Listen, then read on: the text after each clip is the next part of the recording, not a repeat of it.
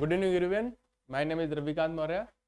And आप जैसे आप लोगों को पता है कि हम लोग यूपी पीजीटी की क्लासेस कर रहे हैं, ठीक है। और हमारे बहुत सारे लेक्चर्स रिकॉर्ड भी हो चुके हैं। आप अगर ये आप हमारा ये पहला लेक्चर देख रहे हैं तो इससे पहले भी हमने बहुत सारे लेक्चर प्रोवाइड किए हैं। आप हमारे चैनल के प्लेलिस्ट में जाइएगा, यूपी पीजीटी के नाम से प्लेलिस्ट बनी है, उसमें बहुत सारे लेक्चर्स अवेलेबल हैं, ठीक है। तो हम लोग पढ़ रहे थे, हम बेसिकली अकाउंट्स का सेक्शन पढ़ा रहे हैं, ठीक है। तो अकाउंट सेक्शन में बहुत सारे बेसिक कॉन्सेप्ट हमने पढ़ लिए हैं और हम लोग अब एक चैप्टर पढ़ रहे हैं फाइनल अकाउंट, ठीक है। तो फाइनल अकाउंट का ये आई थिंक फोर्थ लेक्चर है, जिसमें हम लोगों ने पढ़ लिया फाइनल अकाउंट क्या होता है, कौन कौन से अकाउंट बनाने होते हैं, trading account, profit and loss account और बैलेंस शीट बनाना होता है, ये हमने देख लिया होता क्या है और इसका फॉर्मेट क्या है, ये देख लिया हमने। फिर एक सिंपल सा हम लोगों ने न्यूमेरिकल भी सॉल्व किया था। फिर हमने ये देखा कि फाइनल अकाउंट में कौन कौन सी एडजस्टमेंट्स होती हैं, ठीक है, वो भी हमने पढ़ लिया है। और आज हम पढ़ रहे जा रहे हैं कि फाइनल अकाउंट में एडजस्टमेंट वाला न्यूमेरिकल सॉल्व करने जा रहे हैं, ठीक है, कि कौन सी एडजस्टमेंट का कैसे सॉल्व किया जाता है, कौन सी adjustment profit and loss account में जाती है, फिर कैसे बैलेंस शीट में कहाँ पे जाती है, ये सारी चीज़ें पढ़ना है हमें, ठीक है। तो चलिए स्टार्ट करते हैं।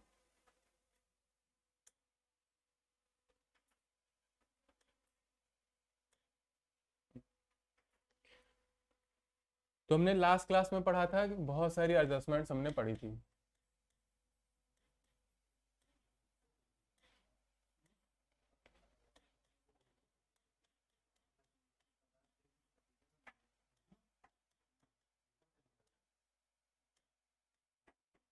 ठीक है, फाइनल अकाउंट में बहुत सारी एडजस्टमेंट होती हैं।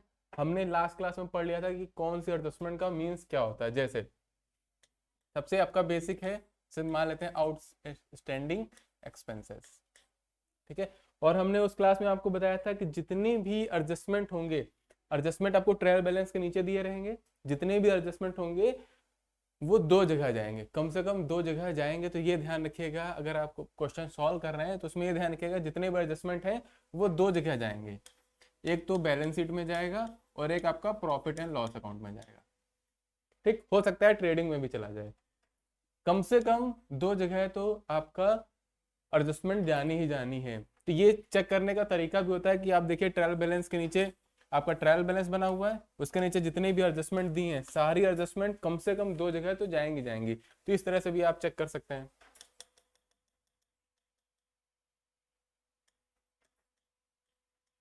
ठीक। तो आज हम देखेंगे कि कौन सी एडजस्टमेंट कहाँ कहाँ पे जाती है और कब वो ऐड होती है, कब माइनस होती है, ठीक। तो ये आउटस्टैंडिंग एक्सपेंसेस क्या होते हैं?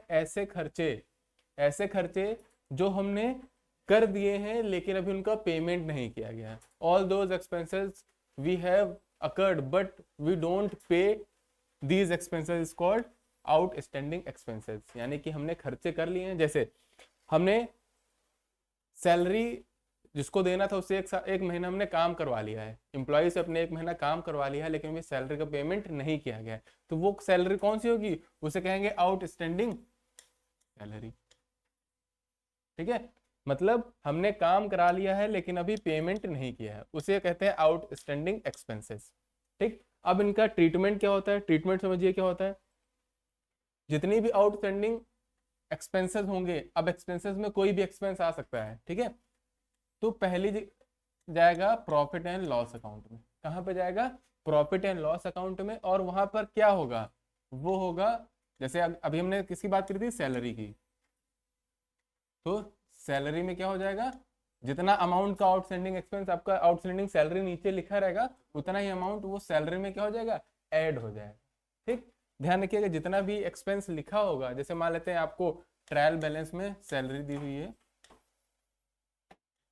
5,000 रुपीज और नीचे बोला है एडजस्टमेंट में आउटस्टैंडिंग सैलरीज आर 300 रुपीज, ठीक। तो आप क्या करेंगे? सैलरी आपको 500 दी तो सैलरी, और फिर लिखेंगे आउटस्टैंडिंग सैलरी कितना है? 300 रुपीज।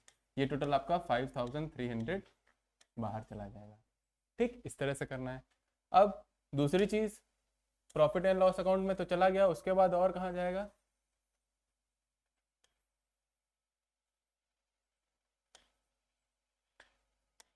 हाँ, उसके बाद जाएगा बैलेंस शीट में। उसके बाद कहाँ जाएगा? बैलेंस शीट में। अच्छा, ये ऐड क्यों हो रहा है ये भी समझिए। हमने एक आपको प्रिंसिपल पढ़ाया था जिसका नाम है मैचिंग कॉन्सेप्ट। इसका क्या नाम है? मैचिंग कॉन्सेप्ट, है ना। हमने क्या पढ़ाया था? एक मैचिंग कॉन्सेप्ट पढ़ाया था, उसी के अकॉर्डिंग हम सारे अकाउंट्स बनाते हैं, खासकर ट्रेडिंग और पीएल अकाउंट। ठीक, इसमें क्या बताया था कि एक साल की जितनी भी 1 ईयर में हमने इनकम अर्न की है और उसका कंपेयर करते हैं उसी साल के एक्सपेंसेस से। हम एक ही साल की इनकम को एक ही साल के एक्सपेंस से कंपेयर करेंगे, ना पिछले साल की इनकम को इस साल लेंगे, ना पिछले साल के एक्सपेंस को इस साल लेंगे। हमको सिर्फ जिस साल, यानी कि अभी जो फाइनेंशियल ईयर कौन सा चल रहा है, 2020 और 21 फाइनेंशियल ईयर चल रहा है, तो सिर्फ इसी एक साल में जो भी हमने इनकम कमाई है और जो भी हमने खर्चे किए सिर्फ वही लेंगे। इस वजह से देखिए यहाँ पे हमने आपको क्या बताया था जी, ये एडजस्टमेंट था प्रॉफिट, ये सैलरी था, है ना। सैलरी क्या थी? सैलरी हमने अभी पेमेंट की थी? नहीं पेमेंट की थी, लेकिन खर्चा तो हमने कर लिया ना। एक महीना काम करा लिया एम्प्लॉय से, तो मतलब हमने खर्चा तो कर लिया, लेकिन अभी पेमेंट नहीं किया है, यानी कि पेमेंट करना बाकी है। इसी वजह से जो पेमेंट करना बाकी है और जो ट्रायल बैलेंस में सैलरी लिखी हुई थी ना, उसका मतलब है कि उतना हम सैलरी भी पेमेंट कर चुके हैं। हमने लास्ट क्लास में बताया था एडजस्टमेंट क्या होती है, कि वो एंट्रीज, वो ट्रांजेक्शन जो अकाउंट बनने के बाद हुए हैं। ट्रायल बैलेंस हमने बना लिया, फिर हो सकता है बाद में बहुत सारे खर्चे हो गए हैं, बहुत सारी इनकम हो गई है, तो वो इनकम जो अभी तक हमने अकाउंट्स में रिकॉर्ड नहीं की थी वही हमारी एडजस्टमेंट होती है। तो देखिए, जैसे मान लेते हैं अभी सैलरी, अभी तक हमने 5000 रुपीज सैलरी का पेमेंट कर दिया था, है ना। 5000 सैलरी हमने पेमेंट कर दी थी, लेकिन ट्रायल बैलेंस बनने के बाद हम 300 रुपए की सैलरी का पेमेंट हमने नहीं किया। काम करवा लिया लेकिन पेमेंट नहीं किया है, मतलब काम करवा लिया, एक्सपेंस तो हमारा हो चुका है ना, भले ही हमने पेमेंट नहीं किया लेकिन एक्सपेंस तो हुआ है ना, तो इस वजह से इस एक्सपेंस को इसमें ऐड कर दिया जाता। तो एक्चुअल हमने 5300 रुपए का खर्चा किया है, इस वजह से ये जोड़ा जा रहा है। अब देखिए, ये 300 रुपए हमने अभी पेमेंट किया है कि नहीं किया है? पेमेंट नहीं किया है, तो पेमेंट नहीं किया है तो मतलब हमको पेमेंट करना है, और जो हमको पेमेंट करना होता वही हमारा क्या कहलाता है? लाइबिलिटी कहलाता है। हमने आपको पढ़ाया था ना, लाइबिलिटी क्या होती? वो अमाउंट जो हमें किसी पार्टी को पेमेंट करना है, हमने पेमेंट नहीं किया लेकिन अभी हमको भुगतान उसका करना है, वही हमारी लाइबिलिटी होती है। तो ये दूसरी जगह कहाँ जाएगा? बैलेंस शीट में किस साइड जाएगा? लाइबिलिटी साइड चला जाएगा।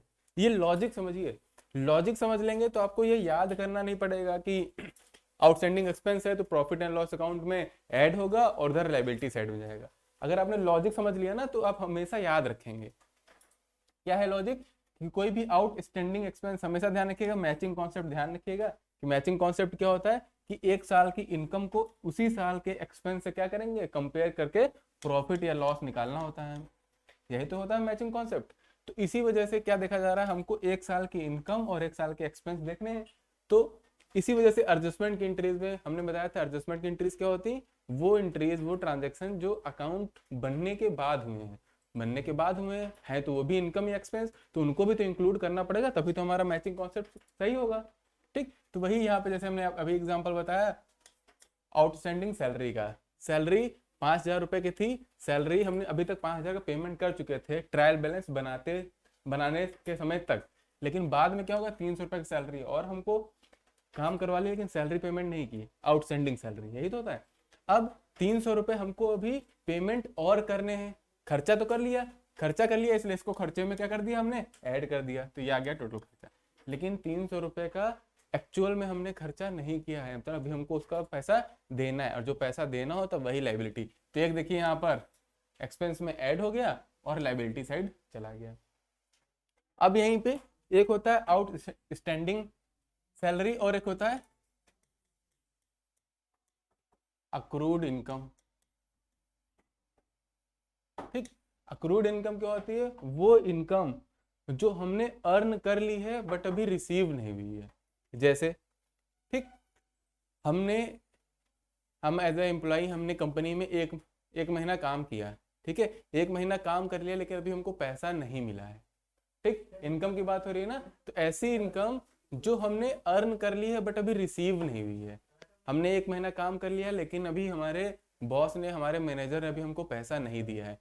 काम कर लिया, इनकम तो हमने एक महीना कमा ली लेकिन अभी रिसीव होना बाकी है, तो ये हमारे लिए क्या है? तो एक एसेट हुई। तो देखिए, अगर ये लिख लीजिएगा ये वाली चीजें, ठीक है, ये चीज लिख लीजिएगा।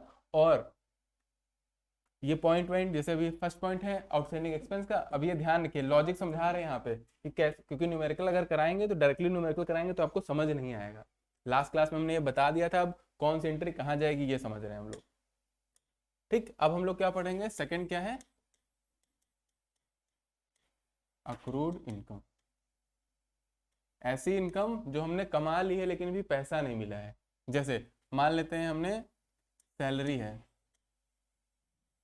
ठीक, सैलरी कैसी है, अक्रूड सैलरी है। मतलब अक्रूड सैलरी का मतलब हमने एक महीना काम कर लिया है, इनकम कमा ली लेकिन अभी हमको मिली नहीं है, तो अक्रूड सैलरी। अब देखिए इसका कहाँ पे जाएगा, सबसे पहले ये जाएगा प्रॉफिट एंड लॉस अकाउंट में और दूसरा बैलेंस शीट में, ये तो हमको पता है। लेकिन किस साइड जाएगा, प्लस होगा माइनस होगा, वहां पे एसेट साइड जाएगा लायबिलिटी साइड जाएगा, समझिए।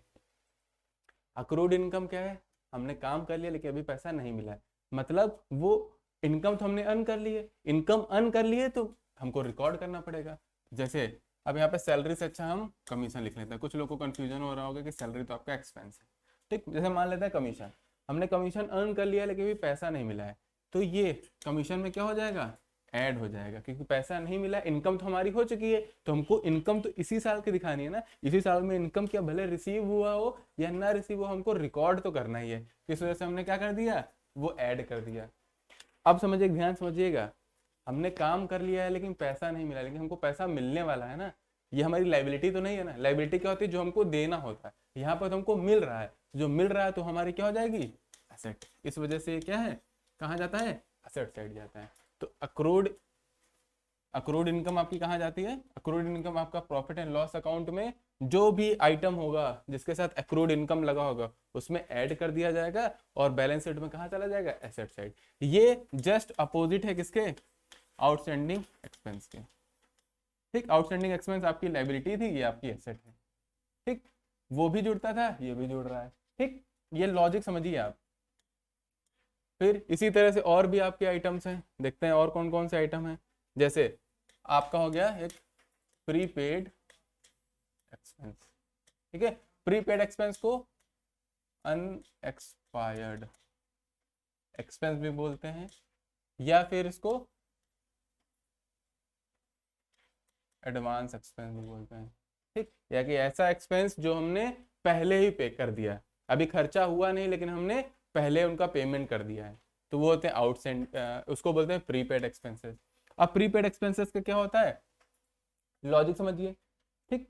लॉजिक क्या है, ऐसे खर्चे हमको, हम बॉस हैं, ठीक है, हमारा एम्प्लॉय काम करने वाला है, हमने काम करने से पहले ही उसको एडवांस में पैसा दे दिया, एडवांस में पैसा दे दिया, समझिए। जैसे हमको सैलरी, हमने अभी तक 5, मान लेते हैं 7,000 रुपीज़ की हमने सैलरी का पेमेंट किया था, ट्रायल बैलेंस में लिखा हुआ है। अब एडजस्टमेंट में लिखा हुआ है कि प्रीपेड सैलरी लिखी हुई है 2,000 रुपीज़, ठीक। यानी कि ये 7,000 तक दे चुके थे, फिर ट्रायल बैलेंस बनने के बाद हमने 2,000 रुपये की प्रीपेड सैलरी दे दी। मतलब क्या है, हमने काम नहीं कराया लेकिन पैसा पहले दे दिया है, ठीक। तो ये बताइए, क्या प्रीपेड अभी हमने खर्चा किया है, नहीं खर्चा नहीं किया, लेकिन पेमेंट कर दिया है हमने, तो ये क्या होगा, इस 7,000 में से इसको हम माइनस कर लेंगे। क्यों, क्योंकि अभी तक हमने खर्चा किया है, खर्चा किया है 2,000 रुपये को नहीं, बस पेमेंट किया है। पेमेंट से मतलब नहीं, हमको ये इससे मतलब है कि खर्चा हुआ है या नहीं, इनकम हुई है या नहीं, रिसीव हुई हो रिसीव नहीं हुई है उसका कोई संबंध नहीं होता है, संबंध बस उससे है कि क्या एक्चुअल में वो चीज हुई है। अभी हमने एडवांस में पेमेंट कर दिया, अभी हमने खर्चा करवाया, सैलरी अपने एम्प्लॉय से काम कराया नहीं कराया, तो क्या एक्सपेंस है ये, नहीं है। इस वजह से ये 2,000 रुपये माइनस हो जाएगा, तो एक्चुअल हमने 5,000 रुपये ही खर्च किए, ठीक। तो इस वजह से ये क्या होगा, जो प्रीपेड एक्सपेंस है वो पहले लिखा जाएगा प्रॉफिट एंड लॉस अकाउंट में, क्या होगा वो माइनस होगा। क्यों माइनस होगा, समझ में आ गया ना, लॉजिक समझ में आया। और दूसरी चीज बैलेंस शीट में क्या होगा, अब बताइए, हमने, आपको बस ये ध्यान रखिएगा, बैलेंस शीट में वही दो चीजें जाएंगी, अगर आपको पैसा का पेमेंट करना बाकी है या पैसे का पेमेंट अभी आपको करना है तो आपकी लायबिलिटी है, आपको पैसे का पेमेंट आपने पहले ही कर दिया है तो आपकी एसेट। हमने 1 महीना पहले ही पैसा दे दिया, अब हमको बाद में पैसा थोड़ी देना पड़ेगा, तो मतलब 1 महीना तक तो हमारी वो एसेट है, तो वो क्या हो जाएगा, इस वजह से ये एसेट साइड चला जाएगा, ठीक, ये देखिए लॉजिक है हर चीज का, सिंपल सा, बस ये लॉजिक ध्यान रखिएगा, आप कभी कंफ्यूज नहीं होंगे कि वो प्रॉफिट एंड लॉस अकाउंट में वो ऐड होगा, माइनस होगा, उधर बैलेंस शीट में जाएगा, लायबिलिटी साइड जाएगा, ये तरीके हैं। ठीक है, तो ये याद कर लीजिएगा, और तो ज़्यादा कुछ इंपॉर्टेंट है नहीं। तो बस अब आ जाते हैं वापस क्वेश्चन पे हम अपने। ठीक है, तो अब वापस क्वेश्चन पे आ जाते हैं और देखते हैं कि क्या क्या, एक क्वेश्चन देखते हैं, उसमें सारी एडजस्टमेंट जो मैंने बताई हैं सारी एडजस्टमेंट लिखी हुई है, और एक और एडजस्टमेंट बची बहुत इंपॉर्टेंट, वो भी डिस्कस कर लेते हैं। एक होता है मैनेजर्स कमीशन। बहुत बच्चे कंफ्यूज हो जाते हैं कि मैनेजर्स कमीशन में क्या होता है। मैनेजर कमीशन क्या होता है कि जो कमीशन हम मैनेजर को पेमेंट कर रहे हैं वही मैनेजर कमीशन होता है। इसको निकालने के दो तरीके होते हैं, उसी तरीके में बच्चे कंफ्यूज हो जाते हैं। आपको क्वेश्चन में लिखा होगा आफ्टर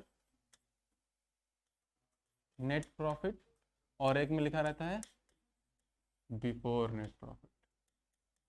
देखिए आपको क्वेश्चन में लिखा होगा कि आपको मैनेजर कमीशन देना है नेट प्रॉफिट निकालने के बाद, और एक में लिखा होगा कि आपको मैनेजर का कमीशन देना है नेट प्रॉफिट निकालने के पहले ही आपको देना है। तो दोनों के अलग अलग फॉर्मूले हैं। ठीक, जब लिखा होगा नेट प्रॉफिट के बाद आपको करना है तो फॉर्मूला ध्यान रखिएगा, आपको पहले नेट प्रॉफिट निकालना पड़ेगा। ठीक, उसमें आपको मल्टीप्लाई करना है रेट से, यानी कि जितना परसेंटेज कमीशन दिया गया है 2%, 5%, 10%, वो डिवाइड करना है 100 प्लस रेट से। अगर जैसे मान लेते हैं आपसे बोला कि 10% निकालना है, तो नेट प्रॉफिट जितना होगा उसमें 10% से मल्टीप्लाई करेंगे, और डिवाइड कैसे करेंगे, 100 प्लस रेट यानी कि 10, कितना हो जाएगा ये, इसको हम 110 लिख लेंगे। इससे आप सॉल्व करेंगे तो आपका मैनेजर्स कमीशन निकल जाएगा। कब निकालना है, ये फॉर्मूला कब अप्लाई होगा, जब आपको क्वेश्चन में लिखा होगा कि आफ्टर नेट प्रॉफिट आपको मैनेजर्स कमीशन निकालना है। ठीक है, और जब बिफोर कमीशन की बात करेगा तो देखिए सिंपल सा formula, net profit into rate upon 100, ये फॉर्मूला हो जाएगा। अगर आपसे क्वेश्चन में बोला, यही क्वेश्चन है कि 10% मैनेजर कमीशन देना है नेट प्रॉफिट निकालने के पहले ही, तो आप क्या करेंगे, जितना नेट प्रॉफिट होगा उसमें 10% से निकाल के लिख देंगे, फिर आप सॉल्व कर लेंगे क्वेश्चन। ठीक, अभी ये वाला क्वेश्चन, ये टॉपिक जो है मैनेजर्स कमीशन का, अभी जो हमने क्वेश्चन लिया है उसमें ये टॉपिक है, तब और आपको और अच्छे समझ में आ जाए। फॉर्मूला ध्यान रखिएगा, आफ्टर प्रॉफिट में net profit into rate upon 100 plus rate हो जाता है, लेकिन बिफोर वाले में आपका simple formula net profit into rate upon 100 हो जाता है। ठीक है,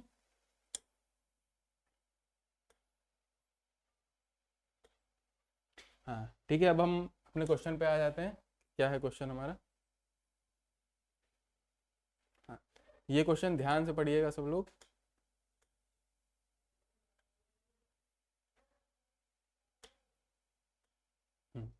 देखिए लिखा है, from the following balances of the year ended 31 December 2006 and additional information prepare the trading profit and loss account and balance sheet of mister Ram Lal and sons. ये company का नाम है, मिस्टर लाल एंड सन्स ये कंपनी का नाम है, उसका आपको ट्रायल बैलेंस दिया हुआ है। ठीक, और इस इंफॉर्मेशन से आपको क्या क्या बनाना है, trading account, profit and loss account और बैलेंस शीट बनानी है।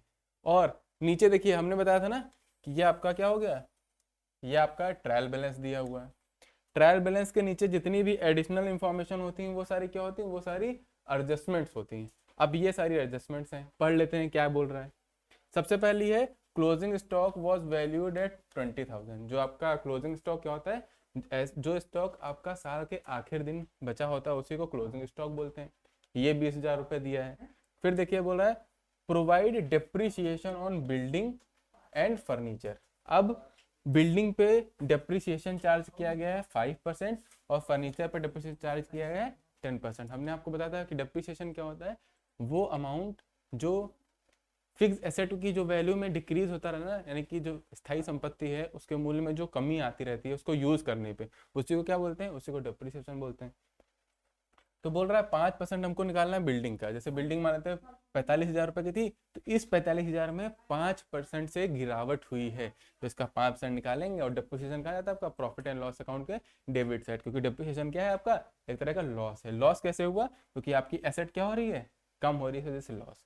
तो बिल्डिंग पे 5% निकालना है, फर्नीचर पे 10% निकालना है, ये कर लेंगे। फिर बोला है आउटस्टैंडिंग सैलरीज। आउटस्टैंडिंग सैलरी मतलब ये 1,000 रुपये ऐसा है जो हमने काम करा लिया लेकिन पेमेंट नहीं किया है, ठीक, ये हो आउटस्टैंडिंग सैलरी। अभी हमने बताया था आउटस्टैंडिंग सैलरी कहाँ जाएगी, पहले प्रॉफिट एंड लॉस अकाउंट में ऐड होगी, कहाँ पे, सैलरी है तो सैलरी में ऐड हो जाएगी, और फिर कहाँ जाएगी, बैलेंस शीट के लाइबिलिटी साइड। क्यों, क्योंकि अभी पैसा देना बाकी है, इस वजह से वो हमारी लाइबिलिटी है, ठीक।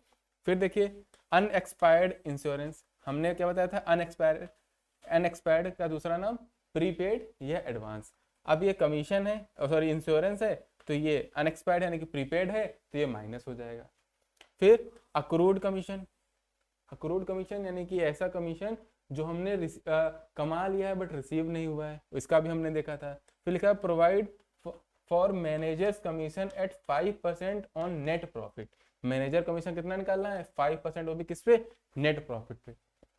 अब यहीं पे ध्यान देना है, दो कंडीशंस होती हैं, एक आफ्टर नेट प्रॉफिट और एक बिफोर नेट प्रॉफिट। यहाँ पे देखते हैं क्या दिया हुआ है, आफ्टर चार्जिंग सच कमीशन, यहाँ पे दिया है आफ्टर वाला। आफ्टर का केस होता है बिफोर का केस, अभी हमने समझाया जब आफ्टर होगा तो क्या होगा, net profit into rate upon 100 plus rate, ठीक है। जब बिफोर होता, अगर यहीं पे बिफोर होता तो क्या निकालते, net profit into rate upon 100, ये हो जाता है ना। बस ये ध्यान रखिए कि आफ्टर प्रॉफिट है तो ये फॉर्मूला लगेगा, बिफोर प्रॉफिट है तो ये फॉर्मूला लगेगा। क्वेश्चन हमने पढ़ लिया है, अब हम सीधे चलते हैं ट्रेडिंग अकाउंट पे, ठीक। और एक बार यह भी पॉइंट भी देख लेते हैं, कैपिटल है, परचेज, सेल्स, ये हम बता चुके हैं कि कौन सा आइटम कहाँ पर जाएगा, ठीक है। इस वजह से ये दोबारा से हम फिर से नहीं बता रहे हैं आपको। अब डायरेक्ट चलते हैं क्वेश्चन सॉल्व करने पे।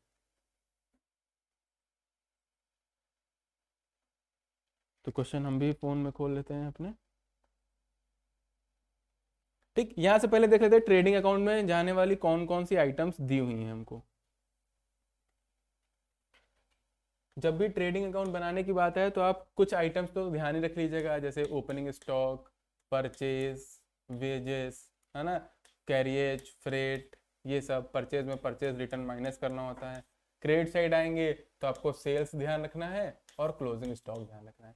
ये बेसिक बेसिक आइटम्स हैं जो तो जाने ही जाने हैं। ओपनिंग स्टॉक देखते कहीं दिया हुआ है, ये देखिए एक ओपनिंग स्टॉक चला गया। फिर परचेज दिया हुआ है, हाँ परचेज दिया हुआ है। परचेज, जब भी परचेज वाला आप अमाउंट लिखें तब ये जरूर ध्यान रखिएगा कि कहीं पर आपको परचेज रिटर्न तो नहीं दिया हुआ है। सेल्स वाला लिखेंगे तो आप देख लीजिएगा सेल्स रिटर्न तो नहीं दिया हुआ कहीं पे। तो ये परचेज अब देख लेते हैं। एक दिया है रिटर्न आउटवर्ड, हमने आपको बताया था कि ये रिटर्न आउटवर्ड का मतलब है कि हमारे पास कुछ सामान है और हम क्या कर रहे हैं, उसको बाहर भेज रहे हैं, रिटर्न कर रहे हैं।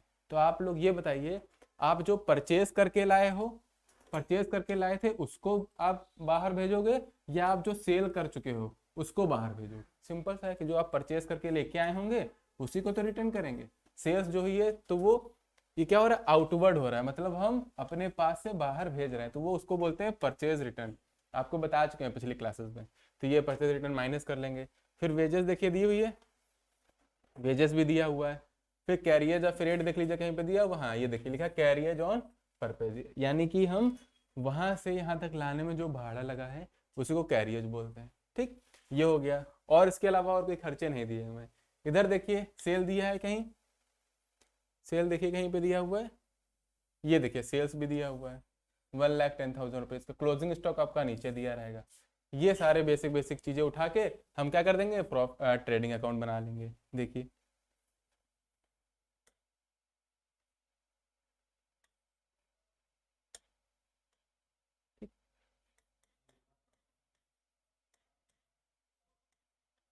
हमने आपको जब बताया था ट्रेडिंग अकाउंट बनते हैं तो वो लिखते हैं फॉर द ईयर इंडेड, ठीक। ये पूरे साल भर बनता रहता है, और जो बनाते हैं बैलेंस शीट उसमें लिखते हैं एट द डेट, एक डेट पे बनाते हैं जो कि लास्ट डेट होता है, ठीक। ईयर इंडेड वो था 2008 शायद। एक मिनट देखते हैं क्वेश्चन पे क्या दिया था।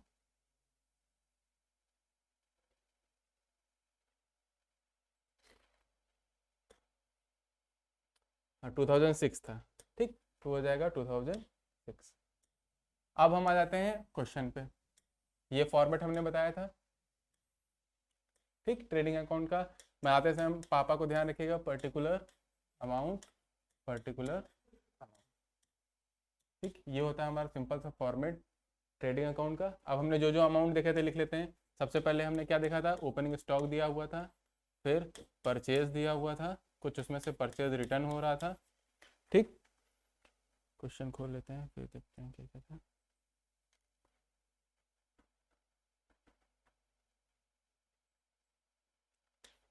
और हमको वेजेस दी हुई थी, और हमको लिखा था कैरियज दिया हुआ था, कैरियज ऑन परचेज। ठीक, इधर हमको क्या दिया हुआ था, सेल्स दी हुई थी और क्लोजिंग स्टॉक दिया हुआ था। सारे अमाउंट हम उठा के लिख लेते हैं वहीं पे। ठीक, क्लोजिंग स्टॉक हमारा कितना दिया था, 20,000 रुपीज़ का। सेल्स कितना दिया था, 1,10,000 रुपीज़ की। ठीक, ये दिया हुआ था। और बाकी चीज़ें जल्दी से देखते हैं कितना दिया था। परचेज हमारा दिया था 82,000 रुपीज़ का, और परचेज रिटर्न दिया था 1,000 रुपीज़ का। तो ये देखिएगा, परचेज रिटर्न हमारा, परचेज था कितना 82,000 का, माइनस क्या हो रहा है, परचेज रिटर्न 1,000 रुपीज़ से। तो आपका ये कितना आ गया बाहर, 81,000 रुपीज़। ठीक, ओपनिंग स्टॉक देख लेते कितने का दिया हुआ था। ओपनिंग स्टॉक हमारा दिया हुआ था 15,000 रुपीज़ का। तो ये हम 15,000 हमने लिख लिया।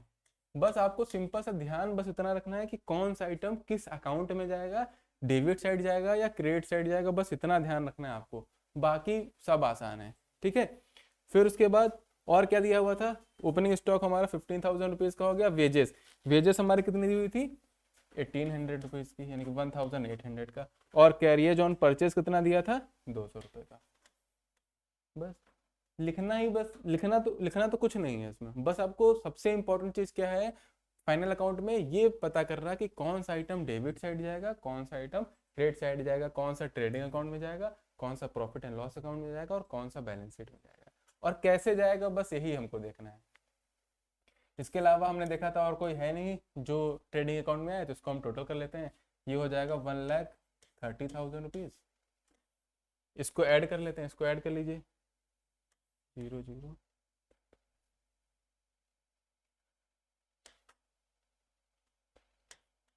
ये आपका इतना आ गया। अब इसमें से आप माइनस कर लेंगे,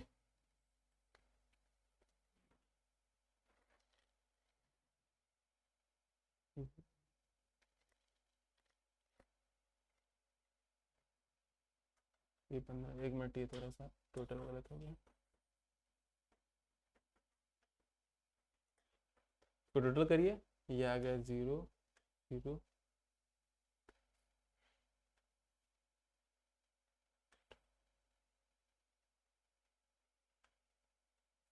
ठीक, ये इतना आ गया 98,000। इसको हमने टोटल किया, 98,000 आ गया। इधर का कितना है, 1,30,000। तो इसको 1,30,000 से माइनस कर देंगे, तो आपका कितना आ जाएगा, आपका कितना आ गया, 32,000 रुपीज़। और ये 32,000 रुपीज़ क्या है, आपका प्रॉफिट आ गया। आपका क्या है, प्रॉफिट। हमने आपको बताया था ट्रेडिंग अकाउंट में कौन सा प्रॉफिट आता है, ग्रॉस प्रॉफिट आता है या नेट प्रॉफिट आता है। तो ग्रॉस प्रॉफिट याद आता है, ध्यान रखिएगा, ये याद रखिएगा। इसमें क्या आता है आपका, ग्रॉस प्रॉफिट। ग्रॉस प्रॉफिट कितना आ गया है, 32,000 रुपीज़। अब इधर भी हम वो टोटल कर देंगे, 1,30,000 रुपीज़। ठीक, ये हमारा बन गया ट्रेडिंग अकाउंट। अब ये ट्रेडिंग अकाउंट का जो ग्रॉस प्रॉफिट होता है, इसको हम ट्रांसफर करते हैं कहाँ पे, प्रॉफिट एंड लॉस अकाउंट में। तो ये समझ में आ गया ना, है कुछ नहीं, बस आपको इतना ध्यान रखना है कि कौन सा अमाउंट किस अकाउंट के अंदर जाएगा, और डेबिट साइड जाएगा, क्रेडिट साइड जाएगा। अगर हमारी इससे पहले वाली क्लासेस आपने की होंगी, तो ये आपको बहुत आसानी से समझ में आ रहा होगा। उसमें हमने बहुत अच्छे से बताया है कि ट्रेडिंग अकाउंट में कौन सी एंट्रीज आती हैं, प्रॉफिट एंड लॉस अकाउंट में एंट्रीज कौन सी जाती हैं, और बैलेंस शीट में कौन सी एंट्री जाती हैं। ठीक है, तो ये हो गया हमारा ट्रेडिंग अकाउंट। अब आते हैं प्रॉफिट एंड लॉस अकाउंट में। उसमें देख लेते हैं कौन कौन से आइटम जाएंगे। तो उसमें हमारे सारी डायरेक्ट एक्सपेंसेस और डायरेक्ट इनकम हमारी उसमें जाती है, किसमें, ट्रेडिंग अकाउंट में। तो देख लेते हैं कौन कौन सा जाएगा। आपका उसमें परचेज जाता नहीं है, सेल्स जाता नहीं है, रिटर्न आउटवर्ड हो चुका है, बिल्डिंग आपकी एसेट है, जाएगी नहीं, ओपनिंग स्टॉक जा चुका है, डेटर एसेट है, क्रेडिटर लाइबिलिटीज़ है, फर्नीचर एसेट है, वेजेस जा चुका है आपका, रेंट, देखिए रेंट आपका जाएगा क्योंकि रेंट आपका क्या है, डायरेक्ट एक्सपेंस है। इंश्योरेंस आपका डायरेक्ट एक्सपेंस है, जाएगा किधर, डेबिट साइड। सैलरीज एक्सपेंस है, बैड डेट्स आपका लॉस है, इस वजह से जाएगा। कैरियज ऑन परचेज जा चुका है। कमीशन, देखिए कमीशन क्या लिखा, क्रेडिट, क्रेडिट मतलब ये आपका क्रेडिट साइड जाएगा, मतलब इनकम है। इनकम है तो ये भी जाएगी, बिल्कुल जाएगी। कैश एट बैंक और कैश इन हैंड ये आपकी एसेट है इसलिए नहीं जाएगी। सेल्स टैक्स पेड और सेल्स टैक्स कलेक्टेड, ये आपका ध्यान समझिएगा, जब भी सेल्स टैक्स पेड और कलेक्टेड की बात हो रही तो ये ना ट्रेडिंग में जाता है ना पीएल में जाता है, ये जाता है बैलेंस शीट के एसेट साइड। अभी कैसे जाएगा वो हम बैलेंस शीट बनाएंगे तब देखेंगे, ये नया पॉइंट है। इंटरेस्ट ऑन इन्वेस्टमेंट, मतलब हमने कुछ इन्वेस्टमेंट किया था उस पर हमको इंटरेस्ट मिला है, मतलब वो हमारा क्या है, प्रॉफिट है, इस वजह से वो कहाँ चला जाएगा, प्रॉफिट एंड लॉस अकाउंट में क्रेडिट साइड चला जाएगा। ये सारे आइटम्स हैं, वो हम उसी को हमें देखना है कि कौन सा डेबिट जाएगा कौन सा क्रेडिट जाएगा। अब यहाँ पे ध्यान रखिएगा, ये नीचे एडजस्टमेंट भी अब इसी अकाउंट में आएगी। प्रॉफिट एंड लॉस बनाते टाइम आपको एडजस्टमेंट का भी ध्यान रखना है कि एडजस्टमेंट को देखते हुए हमको क्वेश्चन सॉल्व करना है। चलिए क्वेश्चन सॉल्व करना शुरू करते हैं।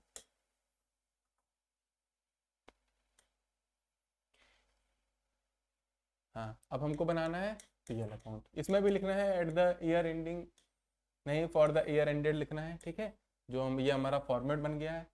अब देखिए सबसे पहले कौन सा कोई आइटम उठा लेते हैं, इधर रेंट लिखा हुआ था, सबसे पहले रेंट आ गया। अब ध्यान रखिएगा जो भी आइटम आप यहाँ पे लिखने जा रहे हैं, नीचे एडजस्टमेंट में भी आपको देखना है कहीं पे उसके बारे में कुछ कहा तो नहीं है, तो नीचे एडजस्टमेंट में रेंट के बारे में कुछ नहीं कहा है, तो डायरेक्टली हम रेंट हमारा 5100 रुपीज था, हमने लिख लिया। फिर सेकंड वाला आइटम उठाते हैं, हमने बता दिया था सेकंड आइटम आप उठा रहे हैं इंश्योरेंस।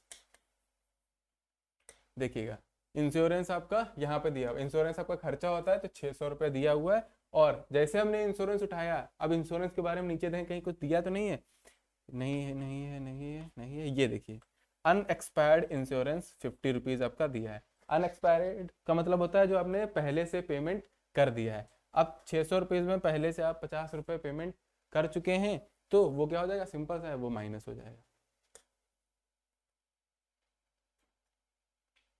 ठीक है, 600 रुपये का आपका इंश्योरेंस था, अनएक्सपायर्ड या प्रीपेड या एडवांस, अगर आपका एक्सपेंस है तो वो क्या होता है, माइनस हो जाता है, हम बता चुके हैं। तो ये आपका कितना हो गया, 550 रुपीज। ये एडजस्टमेंट इस तरह से करते हैं। आपका इंश्योरेंस दिया होगा 600 रुपये का, उसमें से अनएक्सपायर्ड आपका 50 रुपये था, यानी कि आप 50 रुपये का पेमेंट पहले ही कर चुके थे, खर्चा तो हुआ नहीं है अभी, आपने खर्चा नहीं किया लेकिन पेमेंट पहले कर दिया, तो आपका एक्चुअल में खर्चा हुआ नहीं हुआ है खर्चा, इसी वजह से उसको क्या कर रहे हैं, माइनस कर रहे हैं। ठीक, तो ये हो गया 550। फिर उसके बाद और कोई देखते हैं, सैलरीज दी हुई थी, ठीक है, ये देखिए सैलरीज आपकी दी हुई थी कहीं पे, हाँ ये सैलरी कितना है, 12,500 रुपीज। अब इसके बारे में देखें कहीं नीचे तो नहीं दिया है, तो ये देखिए आउटस्टैंडिंग सैलरी 1000 रुपीज। जो पॉइंट उठाएंगे उसका नीचे जरूर चेक करेंगे कहीं एडजस्टमेंट में कुछ दिया तो नहीं है। एडजस्टमेंट क्या दिया, आउटस्टैंडिंग सैलरी। अब आउटस्टैंडिंग हमने क्या बताया था, ये जुड़ जाती है, आपकी सैलरी कितनी है, 12,500 रुपीज, तो ये 12,500 लिख लिया, नीचे लिखा प्लस आउटस्टैंडिंग सैलरी, कितना था 1000 रुपीज है, तो 1000 रुपीज इसमें ऐड कर दीजिए, कितना हो गया 13,500 रुपीज। ठीक, सिंपल सही हो गया।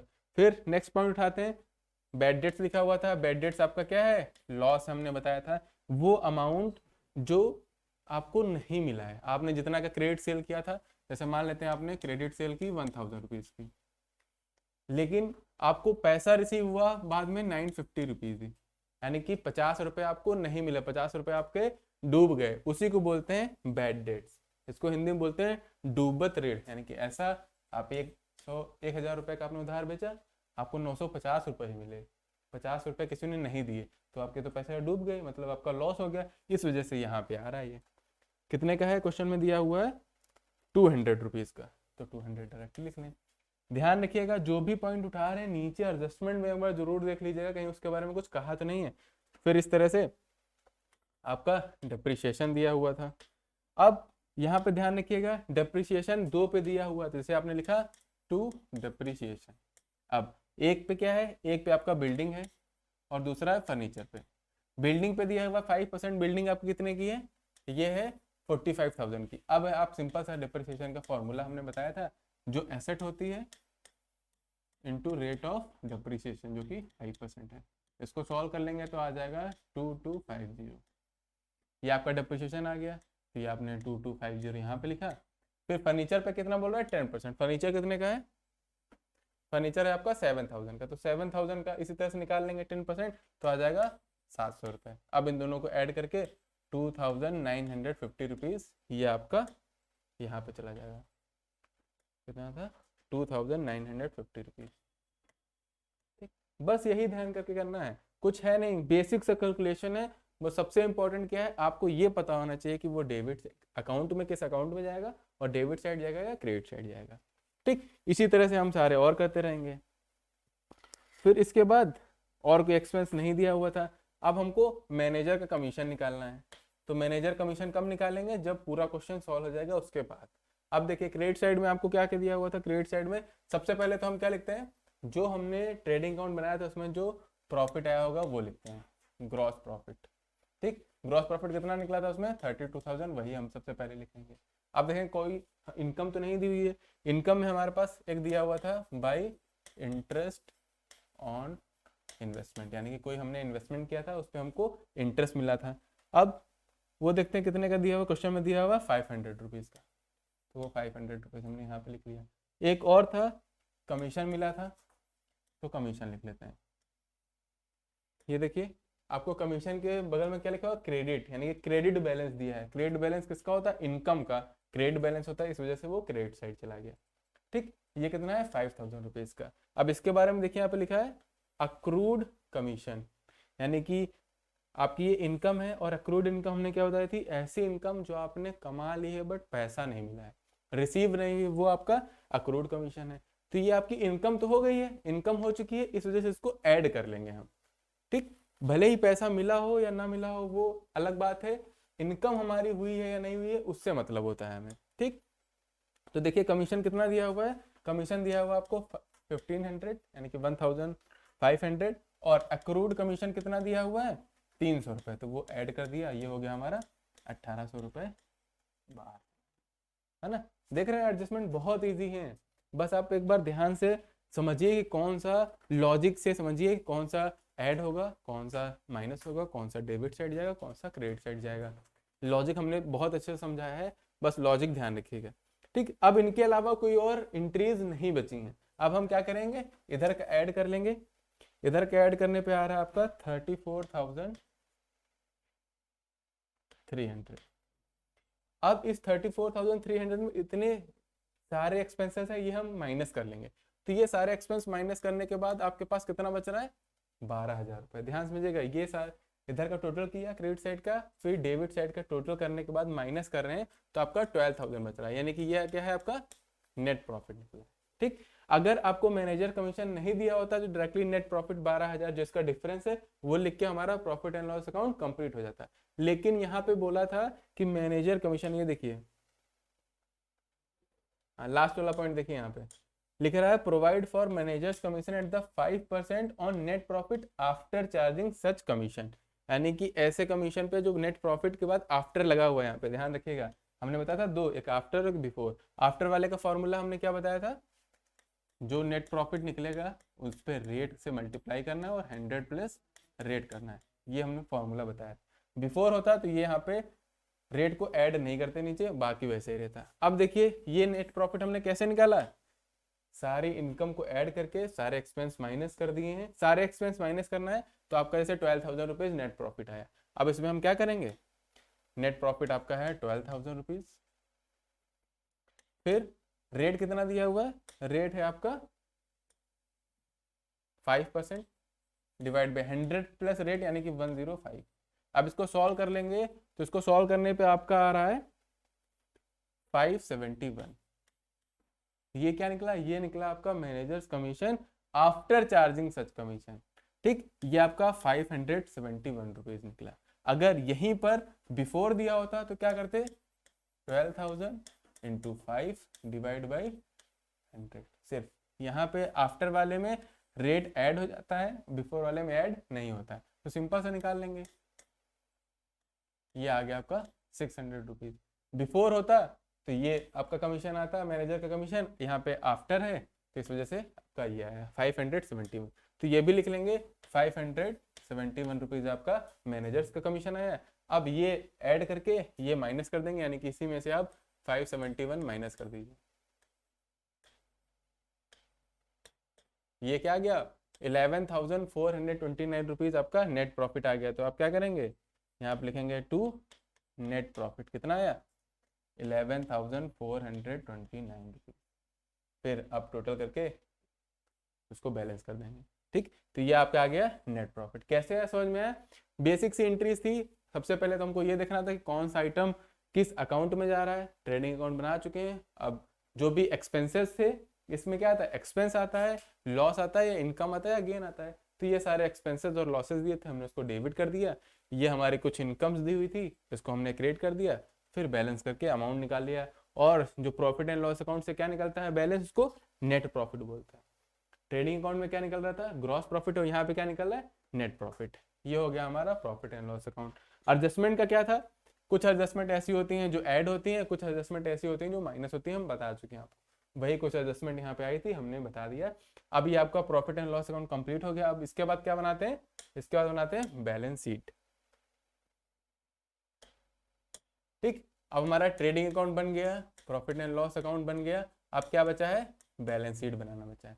बैलेंस शीट में क्या आता है, एसेट आती हैं और लाइबिलिटीज आती हैं। अब इन्हीं में से आप देख लीजिए कौन सी आपकी एसेट है, कौन सी लाइबिलिटी है, उसके अकॉर्डिंग आप बैलेंस शीट बना लेंगे। कैपिटल लाइबिलिटी है, उस साइड से आ जाएगी। फिर परचेज जा चुका है आपका, सेल्स भी जा चुका है, ये भी। उसके बाद देखिए यहाँ पे आपको दिया हुआ है बिल्डिंग। बिल्डिंग क्या है आपकी, एसेट, तो बैलेंस शीट में एसेट साइड चली जाएगी। फिर यहाँ पे फर्नीचर दिया, फर्नीचर क्या है आपकी, एसेट है, बैलेंस शीट में चली जाएगी। वेजेस, रेंट, ये सब नहीं जाएगा। हाँ, फिर ये देखिए आपका दिया है cash in hand. Cash in hand और कैश एट बैंक क्या है आपकी, एसेट होती है, तो ये बैलेंस शीट की एसेट साइड चली जाएगी। फिर इसका पेमेंट अभी हम आपको बताएंगे कैसे होता है। और इसके अलावा कोई आपकी एसेट या लाइबिलिटी नहीं है, बस आपको ये सारी आपकी एसेट्स हैं आप, और ये आपकी एक लाइबिलिटी है, इसको यही बैलेंस शीट में आप भेज देंगे। एसेट एसेट साइड से जाएंगी, लाइबिलिटीज लाइबिलिटी साइड से जाएंगी। और जो नेट प्रॉफिट होता है वो कैपिटल वाला मैंने आपको बताया था एडजस्टमेंट, अभी करेंगे तो वो बता देंगे। उसके बाद सबसे इंपॉर्टेंट, क्योंकि यहाँ पे एडिशनल इंफॉर्मेशन मतलब एडजस्टमेंट दी हुई है, तो ये सारी एडजस्टमेंट बैलेंस शीट में जरूर जाएंगी कहीं ना कहीं। अब कौन सी लाइबिलिटी साइड जाएगी, कौन सी एसेट साइड जाएगी, हमने आपको बताया था कि ऐसी जिनका पेमेंट करना बाकी होगा वो हमारी लाइबिलिटी है, तो लाइबिलिटी साइड से जाएंगी। जैसे आपका आउटस्टैंडिंग सैलरीज थी, ठीक। और जिसका पेमेंट हमने पहले ही कर दिया, हमको पेमेंट नहीं करना है, जैसे अनएक्सपायर्ड, या आपकी एसेट हो गया।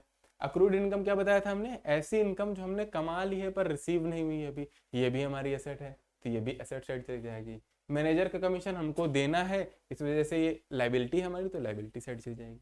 बस लॉजिक ध्यान रखिएगा कि जो हमें पेमेंट करना है वो हमारी लाइबिलिटी है, और जो हमको पेमेंट हमने कर दिया है वो हमारी एसेट है। सिंपल सा बैलेंस शीट का फॉर्मेट।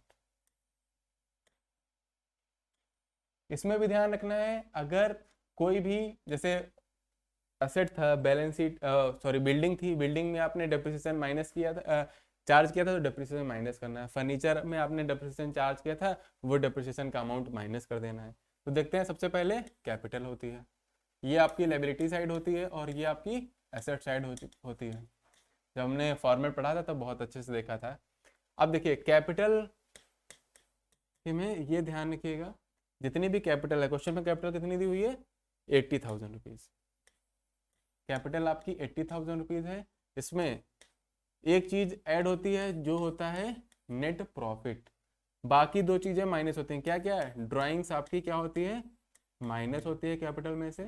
और क्या माइनस होता है, अगर नेट लॉस हुआ है, ठीक। ये आपका कैपिटल का एडजस्टमेंट होता है, ये ध्यान रखिएगा।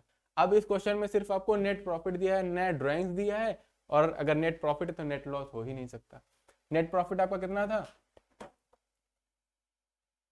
नेट प्रॉफिट अभी हमने कितना निकाला था, 11,429 रुपीज। ये हमने नेट प्रॉफिट अभी निकाला था। ड्राइंग्स क्वेश्चन में दी नहीं है, तो ड्राइंग्स कहीं पे लिखेंगे नहीं, तो हमने डायरेक्टली क्या इसका टोटल कर लिया, आया 91,429। अब देखिए हमको ड्राइंग्स दी नहीं थी, तो ड्राइंग्स हटा देते हैं, नेट लॉस दिया नहीं था तो वो भी हटा दिया, है ना। ये आपका हो गया कैपिटल का कैलकुलेशन। फिर इसके अलावा और क्या दिया हुआ था, आपको दिया हुआ था क्रेडिटर्स दिए हुए थे, है ना। क्रेडिटर्स कितने के दिए हुए थे, 28,000 रुपीज के, वो हमने लिख लिए, ठीक। उसके बाद आते हैं एसेट साइड जाते हैं। सबसे पहले एसेट हमको कोई भी लिख लीजिए आप, कैश लिख लीजिए, ठीक, कैश आपकी दो थी, कैश इन बैंक था और कैश एट, या कैश एट बैंक था और कैश इन हैंड था।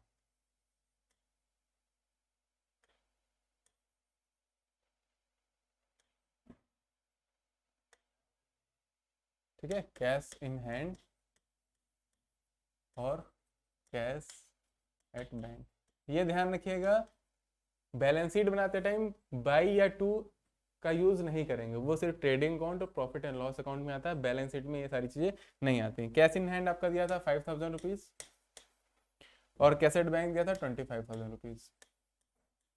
यहाँ पर भी ध्यान रखेंगे कि जो आइटम उठा रहे हैं उसका नीचे देखेंगे कोई एडजस्टमेंट में तो कुछ नहीं हुआ था। फिर उसके बाद फिर है आपका क्लोजिंग स्टॉक, जो कि एडजस्टमेंट में दिया था 20,000 रुपीज, वो हमने लिख लिया। फिर दिया था हमको डेटर्स दिए हुए थे, डेटर्स थे 20,100। फिर आपका बिल्डिंग दी हुई थी, हाँ बिल्डिंग दी हुई थी, तो बिल्डिंग के नीचे लिखा होता है डिप्रिसिएशन भी चार्ज किया गया था, तो वो डिप्रिसिएशन आपका क्या हो जाएगा, माइनस हो जाएगा। बिल्डिंग क्वेश्चन में कितने की दी हुई थी, 45,000 रुपीज की बिल्डिंग दी थी, उस पर हमने 5% कमीशन डिप्रिसिएशन चार्ज किया था, जो आया था 2,250 रुपीज। तो इस डिप्रिसिएशन को माइनस कर देंगे तो आपकी जो एसेट बची 42,750 रुपीज। मतलब क्या था कि साल के स्टार्टिंग में हमारे पास 45,000 रुपए की बिल्डिंग थी, लेकिन उसमें डिप्रिसिएट हो गया, 5% वैल्यू उसकी कम हो गई, तो वो हमने अब कितने की बची 42,750 रुपीज, यानी कि 5% उसकी वैल्यू कम हो गई, क्योंकि डिप्रिसिएशन लगा था। फिर आया फर्नीचर, फर्नीचर कितने का दिया हुआ था 7,000 का। ध्यान रखिएगा फर्नीचर पे भी डिप्रिसिएशन आपने चार्ज किया था, तो वो डिप्रिसिएशन माइनस कर लीजिए, 10% था तो 700 हो गया, इसमें माइनस करेंगे तो 6,300 आपका फर्नीचर की वैल्यू आ गई। ठीक, ये सारी होगी एसेट, ये सारी होगी लाइबिलिटी। अब बची है हमारी एडजस्टमेंट की, जैसे आउटस्टैंडिंग सैलरी हमको देना बाकी था, इस वजह से ये हमारी क्या है, लाइबिलिटी है, तो ये लाइबिलिटी साइड चली गई। कितना देना बाकी था आउटस्टैंडिंग सैलरी, 1,000 रुपीज, ये लिख लिया। फिर उसके बाद हमने देखा था उसमें अक्रूड इनकम दी हुई थी, यानी कि आपका एक अक्रूड कमीशन था, कितना था 300 रुपीज। हमने आपको बताया हुआ था अक्रूड कमीशन मतलब हमने इनकम तो अर्न कर ली है, लेकिन अभी हमने उसका पेमेंट नहीं हुआ, मतलब इनकम तो है, इस वजह से इसको हम एसेट साइड दिखा रहे हैं। फिर एक और था आपका प्रीपेड इंश्योरेंस, यानी कि इंश्योरेंस क्या है, आपका खर्चा है और उस खर्चे को आपने खर्चा होने से पहले ही आपने पेमेंट कर दिया, यानी कि जब आपको पैसा देना, अगर देना है तो आपकी लायबिलिटीज है, आपने पहले ही दे दिया तो वो आपकी एसेट, इस वजह से प्रीपेड इंश्योरेंस आपका इस साइड आ गया, एसेट साइड। कितना था 50 रुपीज। ठीक, ये सारी एसेट आ गई, सारी लाइबिलिटीज आ गई। अब हम एक बार देख लेते हैं कोई ऐसा एडजस्टमेंट तो नहीं बचा है कि जो बैलेंस शीट में आने से छूट गया। हम क्लोजिंग स्टॉक लिख चुके हैं, दोनों डेप्रिसिएशन का भी हमने कैलकुलेशन कर लिया है, आउटस्टैंडिंग सैलरीज थी हमारी लायबिलिटी साइड चली गई है, अनएक्सपायर्ड इंश्योरेंस यानी कि जो प्रीपेड इंश्योरेंस था वो एसेट साइड लिख चुके हैं, अक्रूड कमीशन लिख चुके हैं, मैनेजर कमीशन बाकी है, तो मैनेजर कमीशन आपकी क्या है लायबिलिटी, क्यों, क्योंकि अभी आपको पेमेंट करना बाकी है। कितना निकला था 5,7। देखिए अभी मैनेजर कमीशन छूट गया था ना, तो हमको कैसे पता चला, हमें भी याद नहीं था, तो हमने देखा कि कोई एडजस्टमेंट छोटी तो नहीं है। हमने आपको स्टार्टिंग में ही बताया था कि कोई भी एडजस्टमेंट होगी कम से कम दो जगह तो जाना ही कंफर्म है, दो जगह जाएगी। तो देखिए मैनेजर कमीशन एक प्रॉफिट एंड लॉस अकाउंट के डेबिट साइड गया और यहाँ पे बैलेंस शीट में लायबिलिटी साइड आ गया। अब कोई पॉइंट नहीं बचा है जो लिखने से हमारा छूट गया हो, एक पॉइंट बचा है ये वाला, सेल्स टैक्स पेड और सेल्स टैक्स कलेक्टेड। मतलब हमने क्या किया है, हमने सेल्स टैक्स क्या होता है, एक तरह का टैक्स है जो आप कंपनी जितना सेल करती है ना उस सेल्स पे उसको टैक्स देना पड़ता है, उसको सेल टैक्स बोलते हैं। अब तो सेल्स टैक्स हट गया, अब इसकी जगह पे क्या आ गया है, जीएसटी आ गया। ठीक, सेल्स टैक्स तो हट गया, ये पहले का क्वेश्चन है पुराना, इस वजह से आपको सेल्स टैक्स पेड लिखा हुआ है, अब तो जीएसटी चलता है उसकी जगह पर। सेल्स टैक्स पेड यानी कि हमने 5,000 रुपए का सेल टैक्स पेमेंट कर दिया है, बट एक्चुअल में हमने कलेक्ट कितना किया है, सेल्स टैक्स कलेक्ट किया है हमारा 3,500 रुपीज का, यानी कि 1,500 हमने एक्स्ट्रा पेमेंट करके रखा हुआ है, 1,500 हमने एडवांस में पेमेंट करके रखा हुआ है, क्योंकि हमने सेल्स टैक्स हमने पहले ही 5,000 रुपये पेमेंट कर दिया था।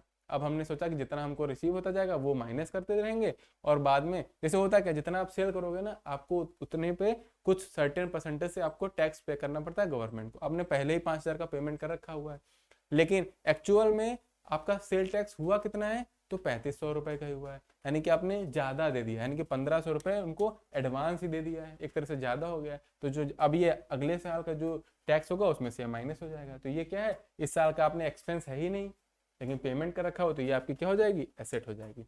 तो हम ये क्या है आपकी, ये हो गया एक तरह का आपका एडवांस सेल्स टैक्स। कैसे आया 1500, समझ में आ गया ना। ठीक है, अब कोई भी आइटम नहीं बचा हुआ है ऐड करने से, आप इसको टोटल कर लेंगे तो आपका आएगा 1,21,000 रुपीज़, और इधर भी आपका टोटल आएगा 1,21,000 रुपीज़। यही चेक करने का तरीका होता है क्वेश्चन का कि दोनों साइड मैच कर रही है या नहीं। अगर दोनों साइड देखिए मैच कर रही है, इधर भी 1,21,000 और इधर भी 1,21,000 है, मतलब हमारा क्वेश्चन सारा एकदम सही है। ये हमारा adjustment entries in final accounts वाला चैप्टर भी कंप्लीट हो गया है। इनके अलावा कोई और एडजस्टमेंट नहीं है जो आपसे क्वेश्चन में पूछी जाए। इन जितनी भी एडजस्टमेंट पूछी जाने वाली थी, इनके चांसेस थे, वो हमने सारी एडजस्टमेंट अच्छे से पढ़ लिए। तो अगर ये क्वेश्चन आपको समझ में आ गया है तो बहुत अच्छी बात है। अगर नहीं समझ में आया तो इससे पहले वाली वीडियोस जिन लोगों ने देखी होगी उनको तो आसानी से समझ में आ गया होगा। ठीक है, तो बस आज के लिए इतना ही। अब हम लोग कल नेक्स्ट चैप्टर स्टार्ट करेंगे जिसमें हम पढ़ेंगे कैपिटल एक्सपेंडिचर और रिवेन्यू एक्सपेंडिचर। ठीक है, तो चलिए आज के लिए बस इतना ही। Thank you everyone. हो गया ना क्लास, एंड कर दिए थे, चेक कर लीजिएगा।